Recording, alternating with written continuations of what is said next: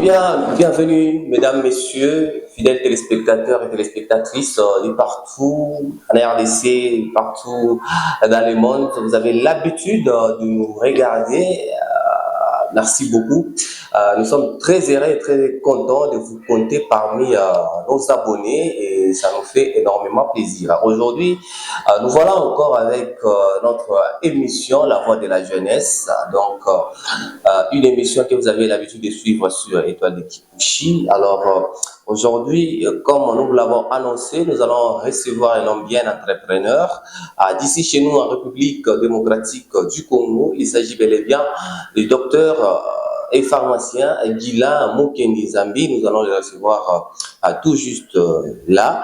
Et j'ai dit merci à tout le monde, la réussite de ce dernier. Merci à la maison NFP pour la production. Merci à Job Fana pour la meilleure réalisation. Merci aussi à tous nos partenaires. Là, je cite GSM Service ainsi que Factory Business. Mesdames, Messieurs, tous ensemble, nous allons accueillir notre invité.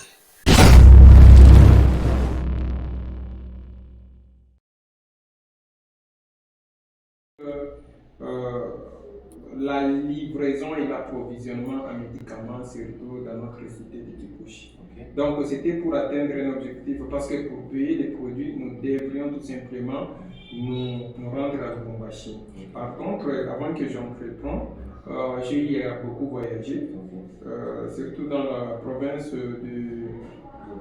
du Kasaï oriental, Bandundu ou bien Kananga. Là-bas, vous ne verrez pas des entrepreneurs dans mon domaine pharmaceutique des étrangers. Par exemple, ce sont des Noirs qui sont congolais, qui essayent d'entreprendre et qui sont des distributeurs de ces étrangers, donc des Indiens, qui détiennent le monopole de notre secteur. Alors, en ce moment-là, quand j'ai regardé, je me suis aussi posé la question si je pouvais créer cela ici dans la province natale de Okatanga. Voilà pourquoi je suis arrivé un jour à répondre à ces besoins-là. Pourquoi est-ce que je devais me rendre? Parce que je me suis rendu compte un jour quand j'étais parti à Lubumbashi, je suis parti à 8h, mais je suis rentré à 18h. Et pendant ce moment-là, j'ai étudié encore comme je vais dans une officine pharmaceutique. J'avais une officine pharmaceutique, mais quand j'ai pris tout ce temps-là, je me suis rendu compte que je me suis posé la question. Mais j'ai fait de 8h à 18h à Lubumbashi, pendant que mon officine était fermée. Et si je pouvais faire ça? Donc je pouvais disponibiliser les médicaments déjà ici à Kipushi pour que les gens puissent venir s'approvisionner vraiment ici chez nous. Donc c'était un besoin qu'on regarde. C'est pour cela que l'objectif d'entreprendre n'est pas seulement pécuniaire. L'objectif est de résoudre un problème sociétal, donc qui se pose à la société. Et là, vous allez étendre vos objectifs via aussi la population ciblée. Voilà là où c'est différent de chercher l'argent. Un entrepreneur n'est pas celui qui cherche à tout prix l'argent, mais résout les problèmes sociétaux. Quels sont les problèmes qui se posent dans la société? Voilà pourquoi, en faisant mal l'entrepreneuriat, on se retrouve qu'on peut être 5, 6 avec un même business et sur un espace aussi limité, mais le même business. Je prends l'exemple. Maman Bolo Konoji cher biscuit, ou bien Bitumbula. Vous verrez que la même dame qui vend les beignets ou bien les Bitumbula là-bas, ils sont 5, 6, mais qui vendent le même article. Ce qu'ils pensent, donc c'est une activité qui n'a pas d'objectif. Voilà pourquoi quand souvent je fais des counseling avec beaucoup de gens, que j'essaie de coacher en matière d'approvisionnement, bien en matière de pharmacie, j'essaie de leur poser toujours la question primordiale: pourquoi veux-tu créer une pharmacie? Pourquoi veux-tu entreprendre? Quel est l'objectif poursuivi? Qu'est-ce que tu veux faire de cette pharmacie? Est-ce que Ninjo a bougé à Toto Biakuria? Est-ce que Ninjo a couru par Toto Kumasomo? Est-ce que vraiment Ninjo a kusaidia mabezo ya kunyumba ou bien ni entreprendre là où tu vas mettre sueur yako, front yako pour que demain soit meilleur? Voilà. Et souvent, des réponses sont bizarres. Oh, peut-être une affaire créée parce que le niveau pour le Kumbashi, Kajakuza, Mayani, et vous pensez déjà que ça n'a pas une longue vie. Alors, on sait tous que toute chose au début n'est pas du tout facile à s'y adapter. Alors, vous êtes venu à Kipushi, vous avez fait l'étude du milieu et puis vous êtes. Vous êtes de Kipushi, mais vous avez fait l'étude du milieu non, pour créer votre entreprise. Est-ce que c'était facile au début, que c'était vraiment facile pour vous d'installer, d'implanter votre entreprise ici à Kipushi? Est-ce que combien de temps déjà que votre dépôt pharmaceutique existe ici à Kipushi? Ça fait depuis 2017. C'est pas facile. Vous savez que l'économie congolaise vacille déjà. Notre économie est extériorisée. Nous dépendons de l'exportation et surtout il est basé sur l'exportation des domaines miniers. Nous n'importons rien. Donc en ce moment-là, vous voyez déjà l'état économique de notre Kipushi, qui patauge. Donc je ne peux pas dire que ça a été facile. Bon, je me suis dit, parce que peut-être beaucoup voient M. Guilain ici à Kipushi pour dire qu'il s'est réveillé comme ça, il a commencé.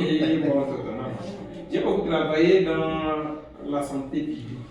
J'ai beaucoup travaillé en tant que fonctionnaire de l'État, en tant qu'inspecteur, en tant que pharmacien de supervision, en tant que pharmacien chef des zones de santé, en tant que pharmacien des hôpitaux. Donc j'ai acquis beaucoup d'expérience et puis j'ai travaillé avec plus des ONG, USAID, Save Children, tout ça. Donc voilà toute cette expérience-là. Peut-être que beaucoup de gens vont dire, oh non, nous faisons n'importe quoi. Non. L'expérience qu'on a acquise, parce que les problèmes avec l'entrepreneuriat, c'est la compétence.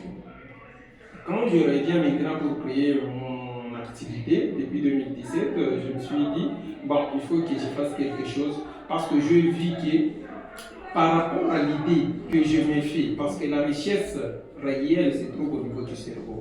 La richesse, ce n'est pas l'argent qui nous compte. Là, c'est M. Guilain qui dit, la richesse réelle se retrouve au niveau du cerveau. Alors, on retient ça. Alors, ce n'est pas les monnaies qui nous comptent. Donc, je voulais dire, donc, par rapport à la dimension des réflexions et monétaires que je me fixe avec l'objectif que j'ai dans les temps à venir, je me suis dit, je dois commencer par créer quelque chose. Alors, aujourd'hui, bien sûr, nous sommes du Kassil, Kolosi, mais nous l'avons commencé ici chez nous. Donc, j'ai créé cela, je me suis dit, je commence, je suis parti voir les partenaires indiens. Je lui ai proposé mon objectif.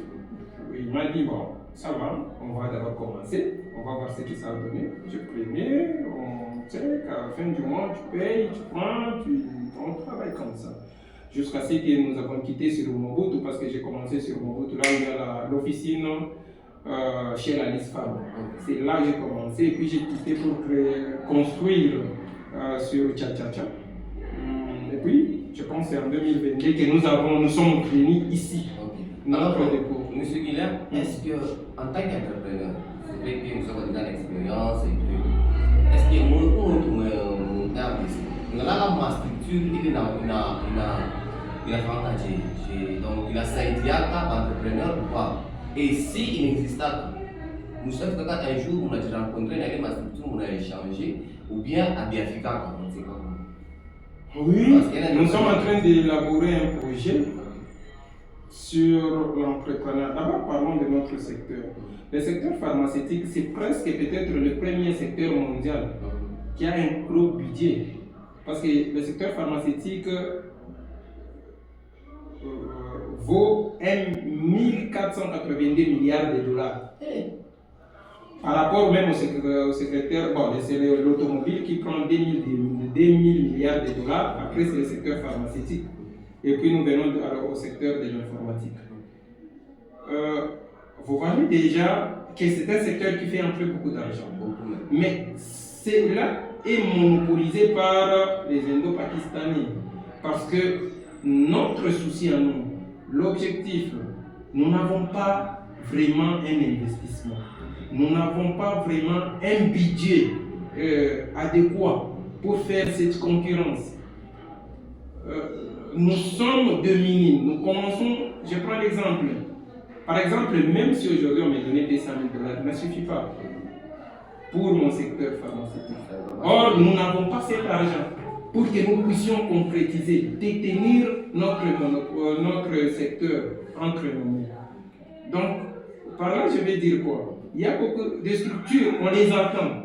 Plusieurs fois, on s'est même approché pour savoir. Vous ne pouvez pas travailler, vous ne pouvez pas entreprendre sans la banque, par exemple.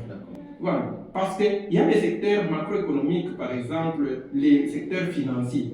Ce sont les banques. Il faut avoir un taux d'intérêt d'abord plus bas. Ce qui n'est pas le cas. Comment est-ce que vous pouvez entreprendre dans un pays où un taux d'intérêt de 31%? Vous voyez? Avec un taux d'intérêt de 31%, comment? Quels sont vos bénéfices? Combien vous allez vous en tirer? Même si vous prenez, imagine, tu prends 100 000 $, c'est pour remettre jusqu'à 31 000 $.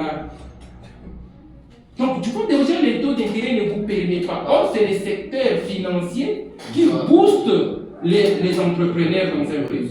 Si nous ne détenons pas les banques, oui, curieusement, aucune banque. C'est pour cela que moi, je n'ai pas de Congolais comme modèle.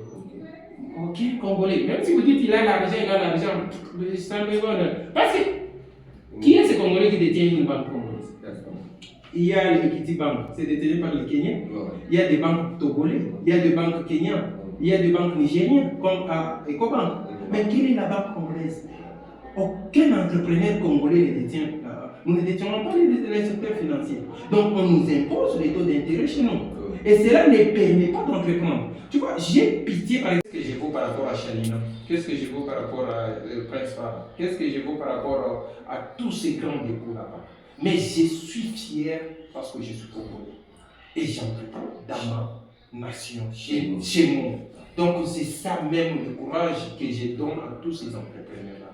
Ils doivent avoir le courage, la volonté d'aller de l'avant. Un entrepreneur doit avoir la volonté, c'est-à-dire doit se surpasser. Vous devez dire, c'est ça même j'ai dit. Parce que dans ma définition de l'entrepreneuriat, on dit c'est créer une activité pour atteindre son objectif. Quel est ton objectif quand tu crées une cabine publique? Quel est ton objectif quand tu commences à vendre des habits? Quel est ton objectif? Parce qu'aujourd'hui, oui, nous avons le malheur d'appartenir à une nation en voie de développement. Parce que nous n'avons pas de capital. Notre chiffre d'affaires est insignifiant. Voilà. C'est pour cela que j'ai fait appel à ces structures, à ces banques. Mais même si on a ces banques, même si ces structures se mettaient en place un jour pour nous aider, nous devons être compétents. Ah oui, c'est très important parce que si quelqu'un veut vous aider, il doit vous trouver d'abord